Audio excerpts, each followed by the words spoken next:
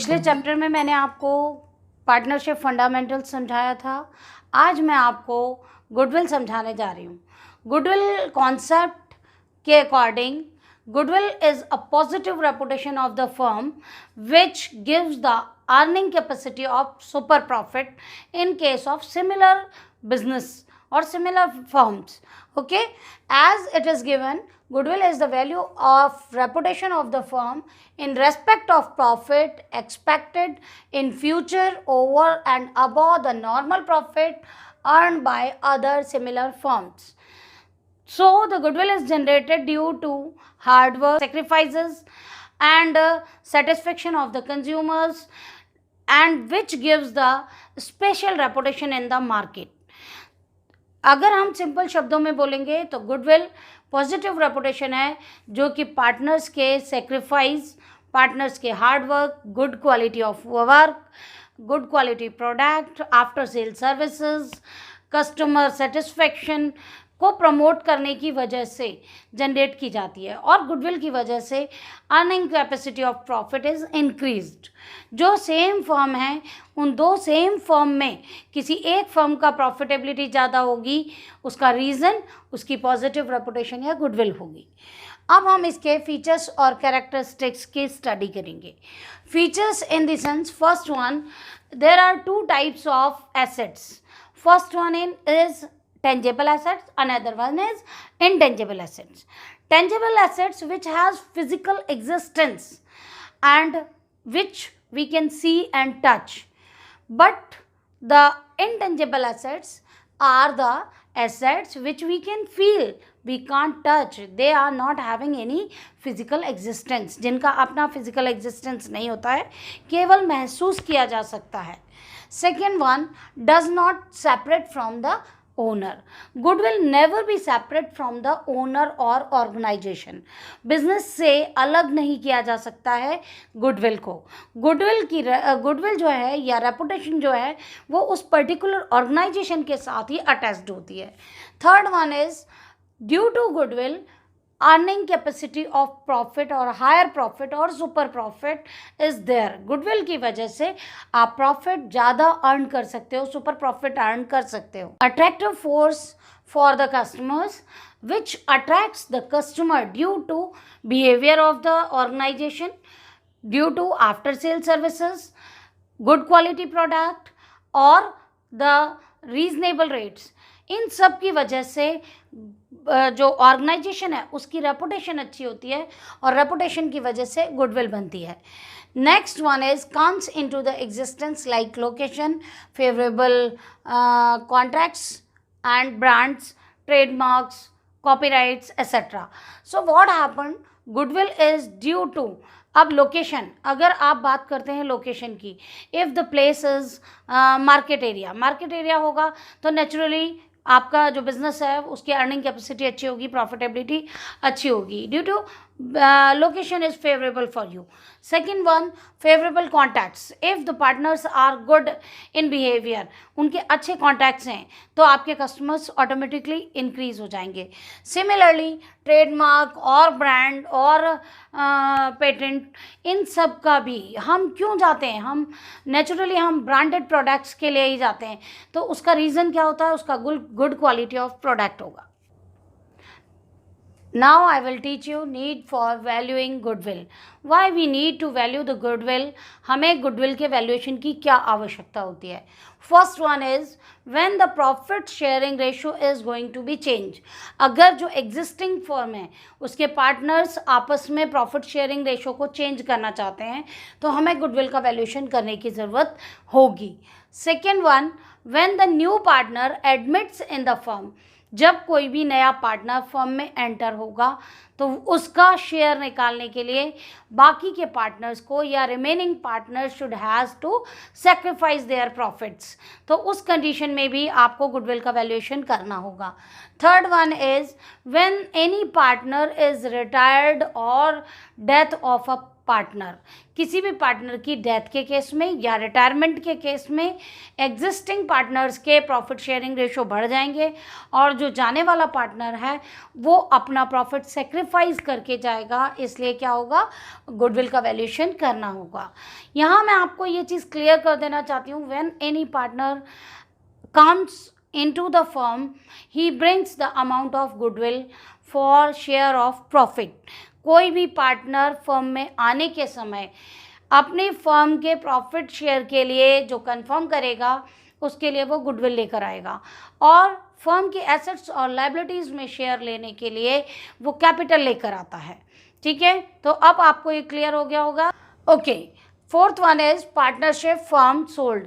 In case of firm is going to be sold, कोई running business है और उस पार्टनरशिप फर्म को किन्हीं रीजन से सेल किया जा रहा है, तो उस कंडीशन में नेचुरल सी बात है कि जो फर्म के पार्टनर्स होंगे वो कैपिटल के बराबर तो परचेज कंसिडरेशन नहीं लेंगे। परचेज कंसिडरेशन का मतलब होता है जितने में आपका बिजनेस सेल किया जा रहा है वो अमाउंट। ठीक है, तो purchase consideration is always greater than the capital, और जो डिफरेंस अमाउंट होगा वो गुडविल होगा। तो उस केस में क्या होता है कि कोई भी फर्म जब सेल की जाएगी तब भी गुडविल का वैल्यूएशन किया जाएगा। Next one, when two firms are amalgamated और मर्ज्ड। जब दो पार्टनरशिप फर्म्स को मर्ज किया जाता है, अमलगमेट किया जाता है, तब उस कंडीशन में भी फर्म के गुडविल का वैल्यूएशन करना होता है।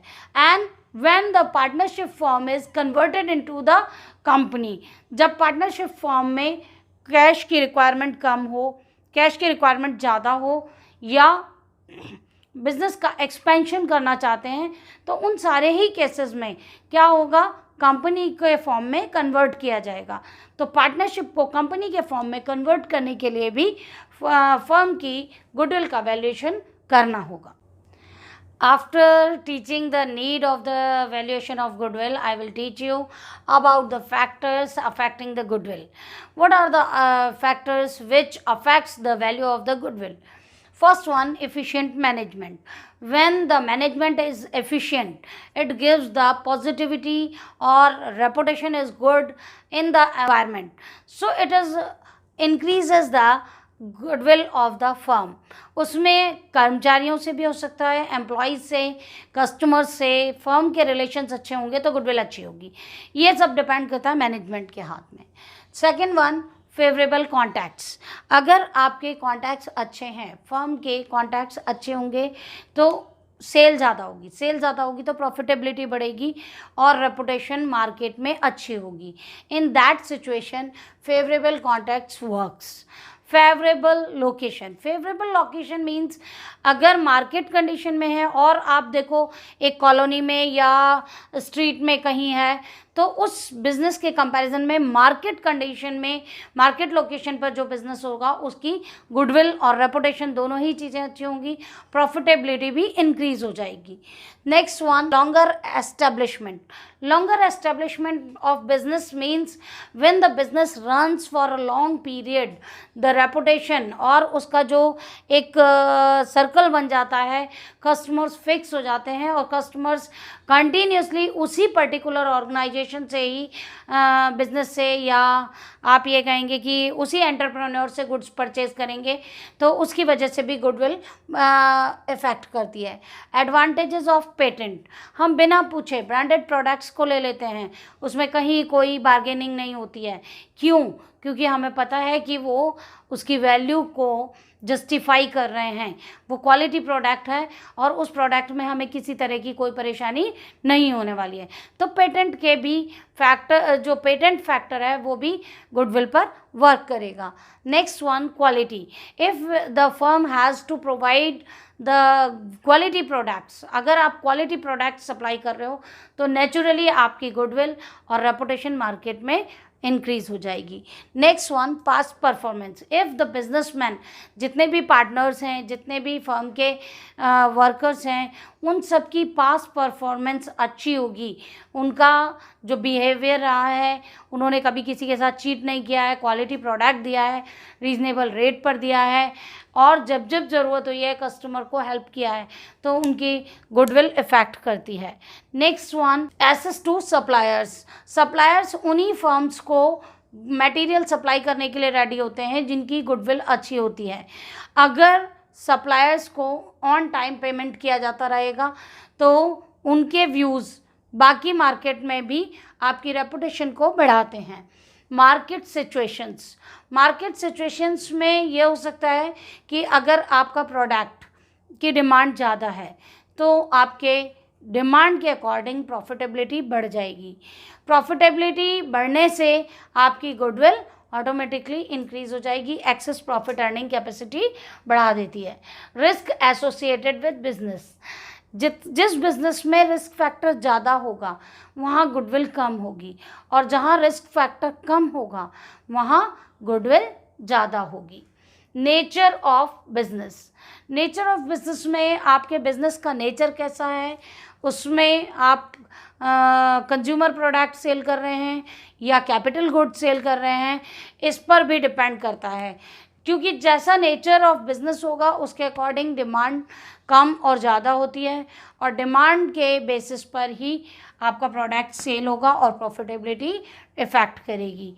अदर फैक्टर्स में हो सकते हैं आफ्टर सेल सर्विसेज हो सकते हैं, गारंटी और वारंटी के मैटर हो सकते हैं, इन सब मैटर्स को होम डिलीवरी हो सकता है। ये सारे रीज़न होते हैं जो कि फर्म की गुडविल को इफ़ेक्ट करते हैं। Now next topic is classification of goodwill. Classification of goodwill, we can say first one, classification of goodwill. There are two types of goodwill. First one is purchased goodwill. Second one is self-generated or non-purchased goodwill. So I will write first one.